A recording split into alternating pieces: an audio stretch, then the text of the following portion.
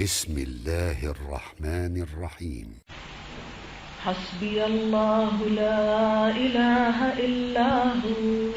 حسبي الله لا إله إلا هو. عليه توكلت وهو رب العرش العظيم. عليه توكلت وهو رب العرش العظيم.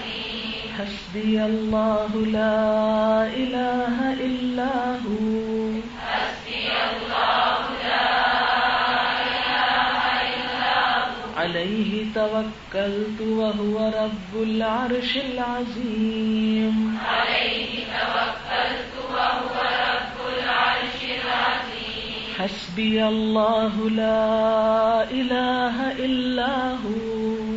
حسبي الله لا إله إلا هو. عليه توكلت وهو رب العرش العظيم. عليه توكلت وهو رب العرش العظيم.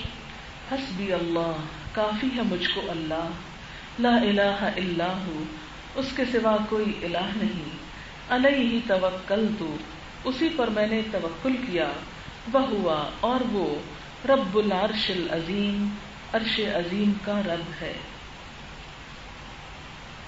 یہ قرآن پاک کی سورۃ التوبہ کی آیت نمبر 129 ہے۔